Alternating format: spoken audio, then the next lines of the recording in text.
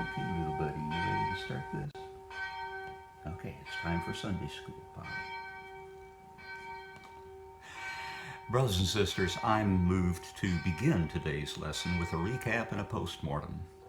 For a brief time, I engaged an interlocutor who sort of rose up out of nowhere, identifying himself as Mohawk Indians, Blood Indians never lie, and determined to take up the challenge that I'd addressed to creationist snake oil salesman Kent Hovind, convinced that he was going to whip my unbelieving ass in the process with the arsenal of arguments he'd amassed by listening to Dr. Dino. As of a couple of days ago, my adventure with him is over, and I have no intention of restarting it. It proved to be an unhappy union. Shit got really weird there at the end, including open threats of physical violence. It's not unthinkable that he's dangerous, and I'm kind of sorry I gave him the benefit of the doubt when he first came dancing into my life, eager to take on my challenge. He's recently changed his YouTube handle to Matthew the Half-Breed Mohawk Indian, a move I wish he had made earlier so I wouldn't have had to resort to calling him Never Lie for want of a better solution. It's clear that I shouldn't engage him further, as neither he nor I could possibly benefit from such engagement. I'm certainly no mental health professional and would ordinarily be quite hesitant to offer any judgment whatsoever, but it seems to me that Matthew is plagued with some serious mental illness and needs to get help. He does, I think, furnish a cautionary example of what happens when people deprived by hard circumstances of a decent education go for wisdom and counsel to hucksters who peddle an invisible product, who claim to speak in the name of an omnipotent God who will save their souls and solve their problems and make everything hunky-dory if they'll just believe the right things hard enough. The saddest irony of that brief exchange to me is that the very socialism that Matthew railed against incessantly is in fact the very thing that might have made his life better. Doesn't the vast amount of mental illness in this country that goes untreated because of our spotty, wrong-headed, corporate-driven healthcare system and the unspeakable damage that this alone wreaks on our society, to say nothing of the floundering, suffering individuals caught in its inhuman web, make it glaringly obvious that what we need is more socialism, not less? Right, Polly? Even though Matthew and I are finished, I'm sure his zeal for manly Jesus is undiminished, which will, of course, prevent his ever seeking the kind of help that could actually improve his life.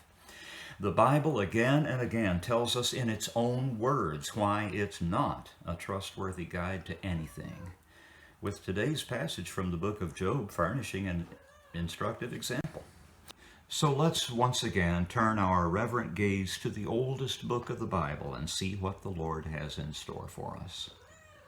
So far, we've heard the backstory and one round of speeches and replies by the three friends and Job, respectively. He hasn't found a lot of comfort in these geniuses, I must say. Instead, he seems mostly to be hearing the same damn thing over and over from all three of them. In that respect, they kind of remind me of our man, Matthew, the half-breed Mohawk Indian. It's time now for the second round of speeches, with Eliphaz leading the charge as earlier. Then answered Eliphaz the Temanite and said, "Should a wise man utter vain knowledge and fill his belly with the east wind?" I've got to applaud the translators for hatching some memorable metaphors. Should he reason with unprofitable talk, or with speeches wherewith he can do no good? Yea, thou castest off fear, and restrainest prayer before God. For thy mouth uttereth thine iniquity, and thou choosest the tongue of the crafty. Thine own mouth condemneth thee, and not I. Yea, thine own lips testify against thee. Pay close attention to this next bit.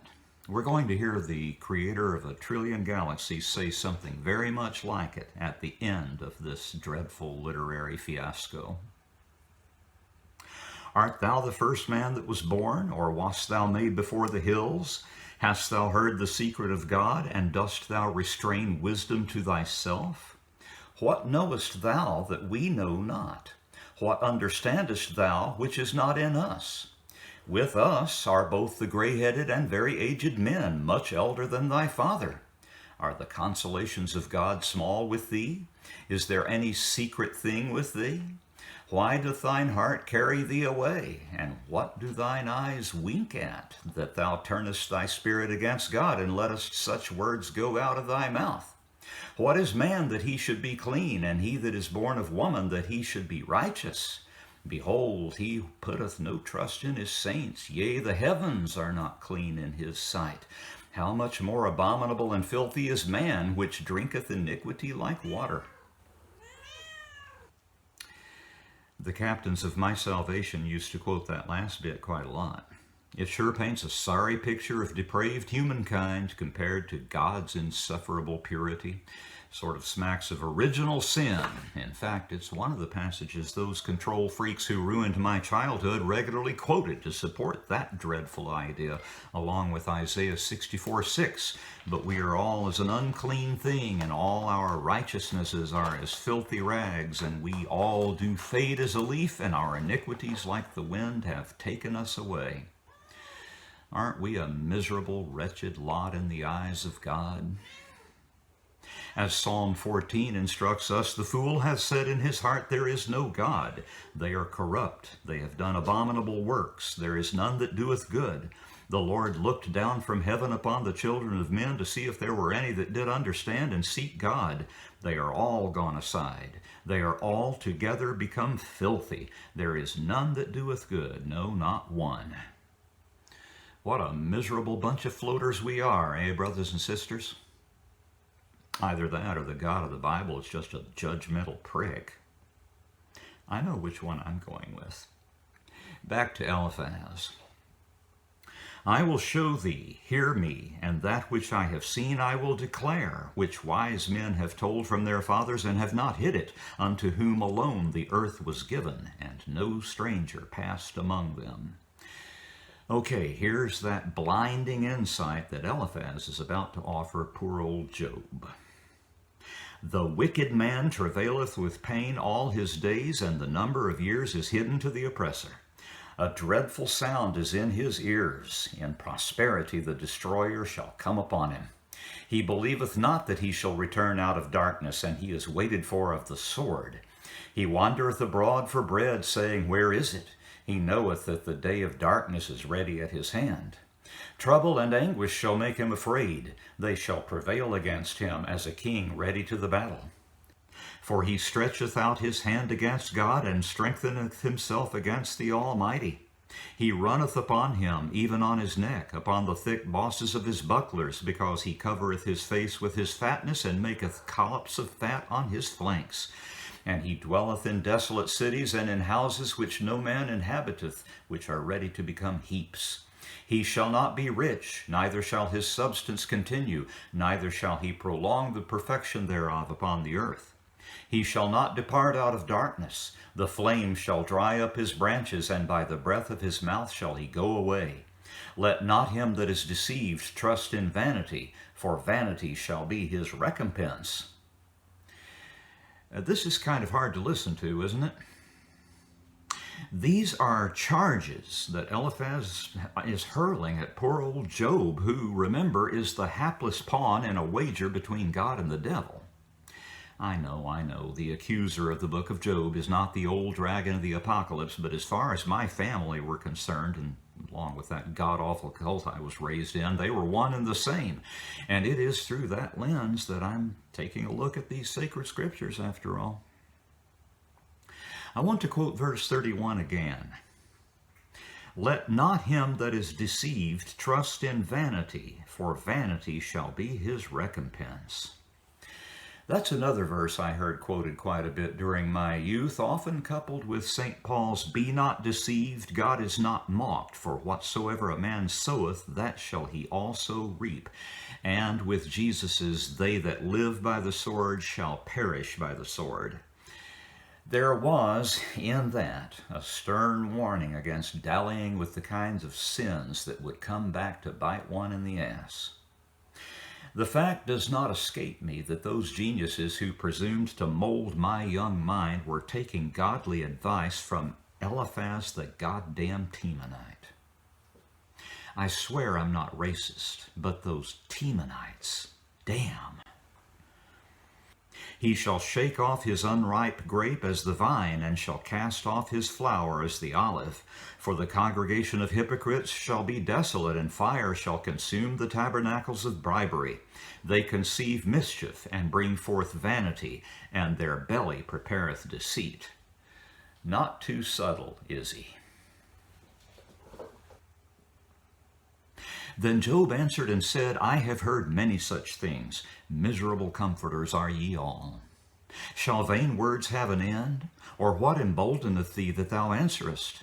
I also could speak as ye do. If your soul were in my soul's stead, I could heap up words against you, and shake mine head at you.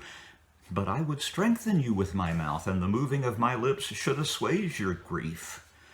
Though I speak, my grief is not assuaged. And though I forbear, what am I eased? But now he hath made me weary. Thou hast made desolate all my company. And thou hast filled me with wrinkles, which is a witness against me. And my leanness rising up in me beareth witness to my face. He teareth me in his wrath who hateth me. He gnasheth upon me with his teeth. Mine enemy sharpeneth his eyes upon me. They have gaped upon me with their mouth. They have smitten me upon the cheek reproachfully. They have gathered themselves together against me. God hath delivered me to the ungodly, and turned me over into the hands of the wicked. I was at ease, but he hath broken me asunder. He hath also taken me by my neck, and shaken me to pieces, and set me up for his mark. His archers compass me round about. He cleaveth my reins asunder, and doth not spare. He poureth out my gall upon the ground. I'll return to the verse I just read at the end of today's lesson. There's something interesting to consider here, but I don't want to interrupt the flow of the narrative, such as it is. Continuing with Job's response, He breaketh me with breach upon breach. He runneth upon me like a giant. I have sewed sackcloth upon my skin, and defiled my horn in the dust. Not sure exactly what that last part means. Do I want to know? My face is foul with weeping, and on my eyelids is the shadow of death, not for any injustice in mine hands. Also my prayer is pure. O earth, cover not thou my blood, and let my cry have no place. Also now behold, my witness is in heaven, and my record is on high. My friends scorn me, but mine eye poureth out tears unto God. Oh, that one might plead for a man with God, as a man pleadeth for his neighbor. When a few years are come, then I shall go the way whence I shall not return. My breath is corrupt, my days are extinct, the graves are ready for me. Are there not mockers with me? And doth not mine eye continue in their provocation? Lay down now, put me in a surety with thee. Who is he that will strike hands with me? For thou hast hid their heart from understanding, therefore shalt thou not exalt them. He that speaketh flattery to his friends, even the eyes of his children shall fail. He hath made me also a byword of the people, and aforetime I was as a tabret. A tabret is a small hand drum for ceremonial use. Job seems to be saying that he's fallen from a station of great honor and favor to one of rejection and scorn. Mine eye also is dim by reason of sorrow, and all my members are as a shadow. Upright men shall be astonied at this, and the innocent shall stir up himself against the hypocrite. The righteous also shall hold on his way, and he that hath clean hands shall be stronger and stronger. But as for you all, do ye return and come now, for I cannot find one wise man among you. My days are past, my purposes are broken off, even the thoughts of my heart. They change the night into day, the light is short because of darkness. If I wait, the grave is mine house. I have set my bed in the darkness. I have said to corruption, thou art my father. To the worm, thou art my mother and my sister.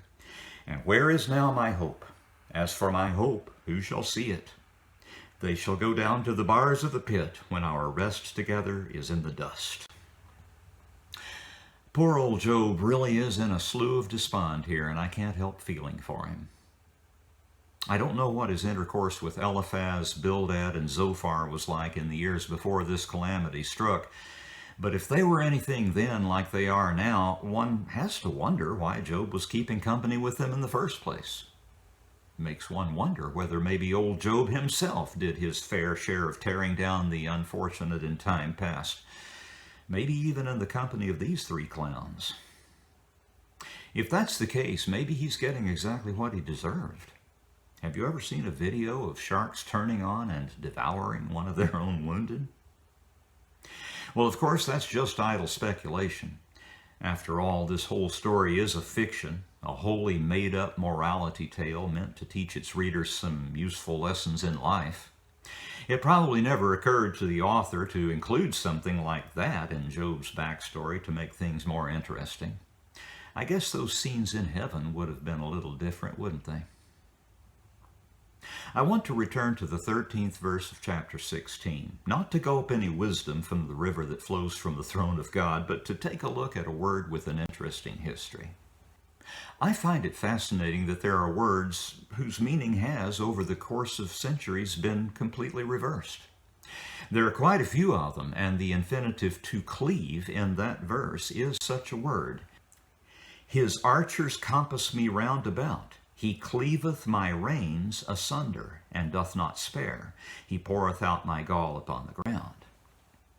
We first encountered that word in a biblical context way back in Genesis 2, where the conclusion of the story was reached in the reason for telling the tale. Therefore shall a man leave his father and his mother, and shall cleave unto his wife, and they shall be one flesh.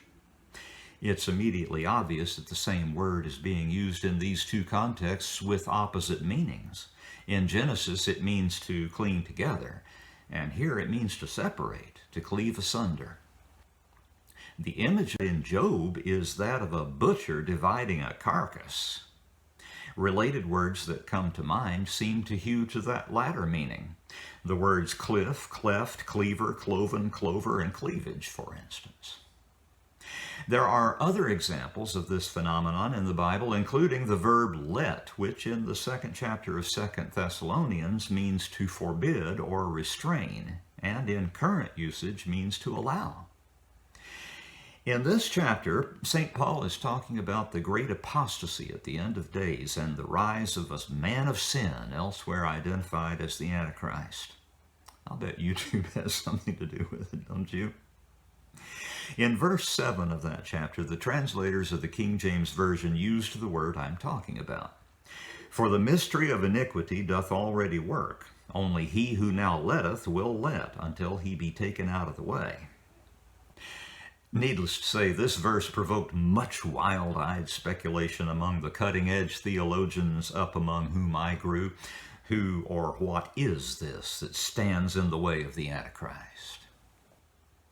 And in speaking of the wondrous events that will unfold at the return of Christ to suck up his church into heaven, St. Paul assures the same congregation in the first of his letters addressed to him that those who have died, despite the expectation that Jesus would return very, very soon, will also have their place in the coming kingdom and will in fact be the first to see it. But I would not have you to be ignorant, brethren, concerning them which are asleep, that ye sorrow not, even as others which have no hope. For if we believe that Jesus died and rose again, even so them also which sleep in Jesus will God bring with him. For this we say unto you by the word of the Lord, that we which are alive and remain unto the coming of the Lord shall not prevent them which are asleep. For the Lord himself shall descend from heaven with a shout, with the voice of the archangel, and with the trump of God, and the dead in Christ shall rise first. Then we which are alive and remain shall be caught up together with them in the clouds to meet the Lord in the air, and so shall we ever be with the Lord. The word I emphasized in verse 15 is the archaic word I want to focus on. At the time the Authorized Version was being translated, to prevent meant to go on before, and it included connotations of riding currents of air. Now, of course, it means the opposite of the modern meaning of to let. Fun with words, brothers and sisters. How else are we supposed to occupy our time until the Lord returns?